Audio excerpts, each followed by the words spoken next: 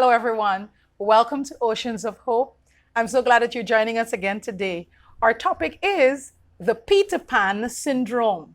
In bygone years, being of old age or growing old was a badge of honor. The older persons in all cultures were revered and given places of unmatched prominence in families and the society at large. However, in more recent times, this trend has been severely challenged, if not replaced, by a rise in prominence of youth and youthfulness over aging. In some quarters of many societies, there is almost worship-like focus and promotion of juvenescence, the state or period of being young. Aging is frowned upon and avoided more than embraced. Some older persons look at younger people with feelings of regret and sadness that they have aged. And in some instances, it seems many have moved to Neverland, daily declaring like Peter Pan, all children grow up except one. He was the boy who would never grow old. Today I'm discussing 2 points about youth and aging for our consideration and hopefully as conversation starters in homes and wherever good sense and wise counsel can prevail. Point number 1, forever young. Someone once said, young is gone before you know how much it meant to be young. Forever young is a wish made by those who are no longer young, that they could live for eternity. Truth is though, and as frightening and discouraging as it is for some, every day we each grow older and will one day be the elderly in our society. Psalm 103:5 gives a beautiful and reassuring promise which declares, He fills my life with good things. My youth is renewed like the eagles. However, I submit this is less about age defiance and more about an opportunity of hope where we always depend on His strength so we have what it takes to properly face and win at every stage of life. I believe it is less about staying young and more about the quality of life we can enjoy.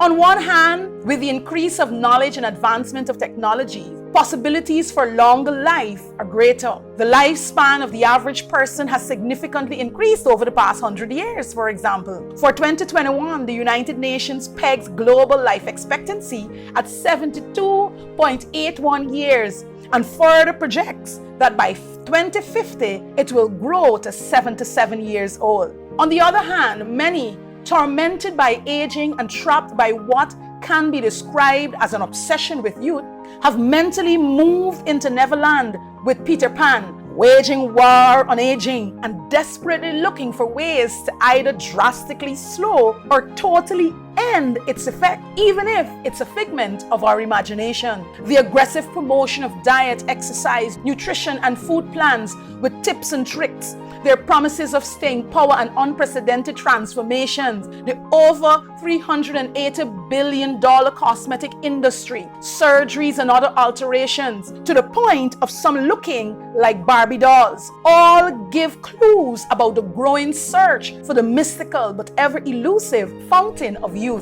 After a certain age, our loved ones dread birthdays. Clothing is categorized by age, and some will not be caught dead in certain outfits because they're for old people. While not revealing their age is simply a matter of privacy, for many others, it is a matter of denial. They cannot and will not embrace their current age, let alone reveal it. The well-placed desire to grow up is abandoned as the crisis of age takes over. Point number 2, why the fight? Youth is no doubt an invaluable part of the human experience, but so is growing old. The question is, why is growing older so taboo? Why do we fight aging so viciously? It could be physical reasons such as the fear of losing our bodily senses and mobility. It could be fear of experiencing abuse and neglect many elderly do. Maybe it's the fear of losing control and becoming obsolete, or even worse, the fear of dying altogether. These are all legitimate experiences, but I thank God there is grace to journey through them all. Another phenomenon to consider is that more and more the image and face of success is not just about physical appearance, but younger and younger people of prominence and possessions. Many companies, organizations, the media, personalities, and influential individuals promote a narrative which gives the badge of honor to youth instead of the aged. Many outside of the stipulated ranges are challenged to the point of questioning their abilities, value, and place in society. So we hear of the top 100 40-year-olds, the best 30 under 30, the wave-making 29 under 29. Only in the 20s and 30s and perhaps early 40s you can live your best life. Celebration is lavished for the younger you are, with the ability to outgun, outfox, outdress, outown, and more is celebrated. 40 is the new 21, 50 is the new 30, and some will tell you age is just a number and it's all in the mind. Simon Dunant said, "Youth is the new global currency." While this seems a victory for young people, and it is, I believe it also puts undue pressure to perform on many who are already facing many other challenges. Conditions of family, level of education, available economic opportunities, and so on are sometimes not given the consideration they should, and youth can suffer and do all sorts of things to achieve youthful success. I am putting it to us that there is a better way. I believe that balance is better. Yes, I know some older folk do not respect youth as they should. I know some do not hold doors open for younger people, feeling threatened and fearing being replaced. I also know some older folk hold on to the baton too tightly, never wanting to train and pass it on. All this is true, but swinging the pendulum to the direct opposite is not the answer.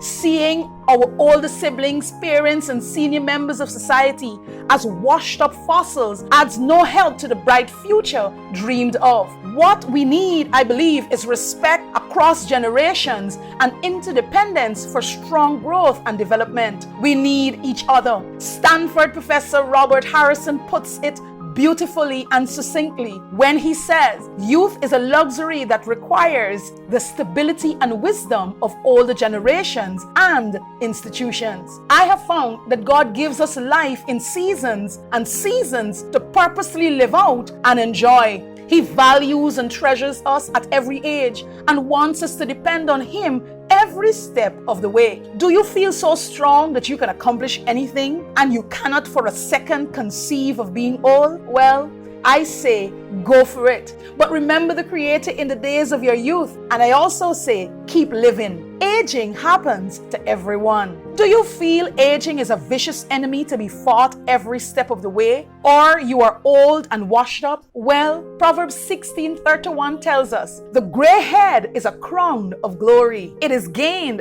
by living a godly life." Others may put you aside, but God never abandons His own. Let us all serve the Lord with gladness. Make correct choices regarding our health and be all we are created to be for as long as He intends for us to be. And so until next time, forget the Peter Pan syndrome and seek God for His plan. God bless you.